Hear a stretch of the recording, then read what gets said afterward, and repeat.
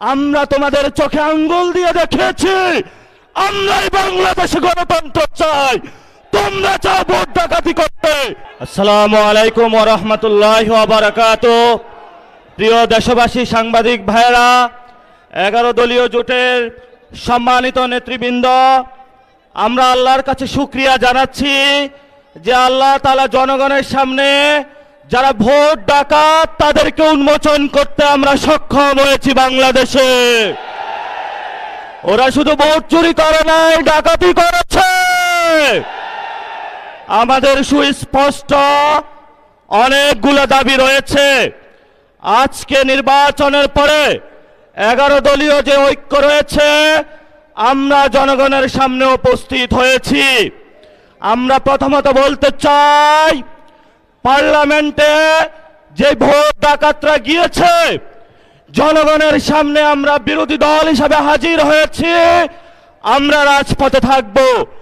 কড়ায় গন্ডায় ইঞ্চি ইঞ্চি করে জনগণের উপরে যারা ভোটের ইঞ্জিনিয়ারিং করেছে, ভোট ডাকাতি করেছে, নতুনভাবে জুলুম চাপিয়ে দেবার চেষ্টা করছে, আমরা তাদের কাছ থেকে বুঝে নেব ইনশাআল্লাহ।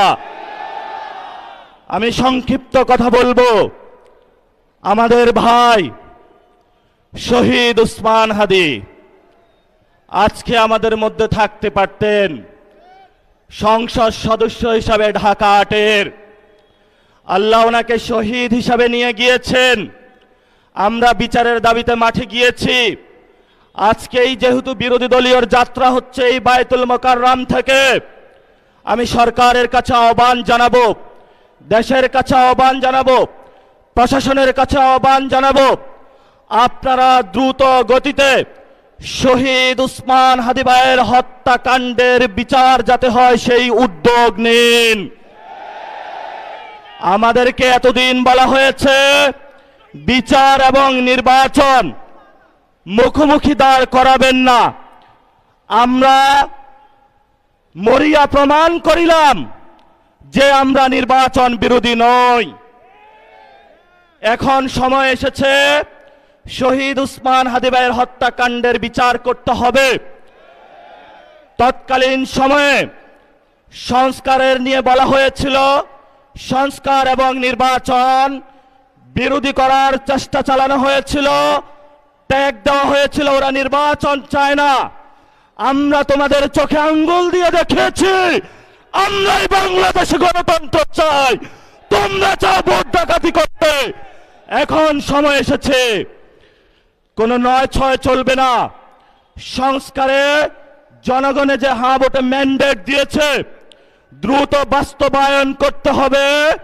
সাথে সাথে বাংলাদেশে সন্ত্রাস, চাঁদাবাজি, দখলদারিত্ব বন্ধ করার উদ্যোগ নিতে হবে। এবং নির্বাচনের আগে আমরা এই বায়তুল মোকাররমে দাঁড়িয়ে একটি প্রটেস্ট করেছিলাম। ভোট ডাকাতির জন্য আমাদের জামাত ইসলামের এক ভাইকে খুন করা হয়েছিল।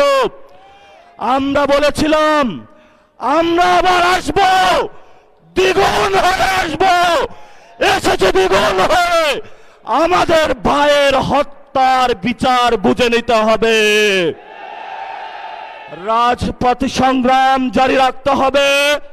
যেই বন্ডের উপরে আক্রমণ করা হয়েছে, পেটে লাথি মারা হয়েছে, বোরকা ধরে টান দেওয়া হয়েছে, গুলিবিদ্ধ করা হয়েছে, পা ভাঙা হয়েছে, প্রত্যেকটির হিসাব কড়ায় গন্ডায় আমরা ইঞ্জিনিয়ার তারেক রহমান থেকে বাংলাদেশে বুঝে নেব ইনশাআল্লাহ। আমরা একমাত্র ভয় পাই কার কাছে?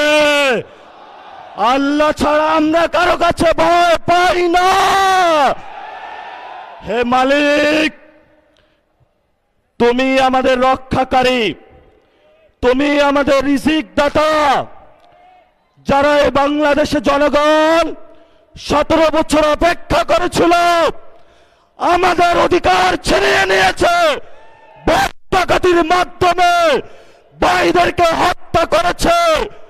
আরশের মালিক তোমার মালিকের বিচারে আমরা বিচার রেখে গেলাম। তুমি তাদের দৃষ্টান্তমূলক শাস্তি বাংলার মাটিতে জনগণের সামনে করবে। আমরা আজকে তোমার মসজিদের সামনে বিচার রেখে গেলাম।